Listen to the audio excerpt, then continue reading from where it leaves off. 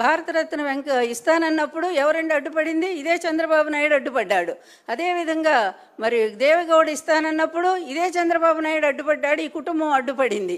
ఈ విధంగా ప్రతి ప్రధాని కూడా ఆఖరికి మోడీతో సహా ఎన్టీఆర్ గారికి భారతరత్న ఇవ్వడానికి సిద్ధపడితే ఈ కుటుంబం ఆయనకి రానియకుండా అడ్డుపడుతూ సిగ్గు లేకుండా మళ్ళా రోడ్డు మీద అందరి కోసం మాట్లాడతారండి. భారతరత్న ఎట్లయినా సాధిస్తాం.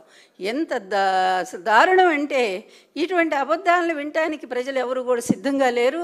అదేవిధంగా నేను బ్రతుకున్నంత వరకు కూడా ఈ అబద్ధాలు మాత్రం నేను కొనసాగనివ్వనండి. ఎంత మోసం అండి, ఎంత అబద్ధం, ఎంత అవినీతి, ఎంత దారుణమైన వెన్నుపోట్లు ఎన్టీఆర్ గారి జరిగినాయో.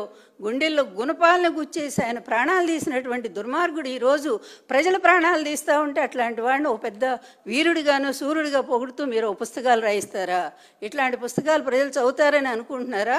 నిజమైన చరిత్ర రాయాలనుకుంటే రాయండి. వాస్తవంగా ఏం జరిగిందో ఎన్టీఆర్ చివరి జీవితం రాయండి. అప్పుడు నిజంగా మిమ్మల్ని హర్షిస్తారు. గ్రంథ రచయితకు కూడా నేను చెప్తా ఉన్నాను,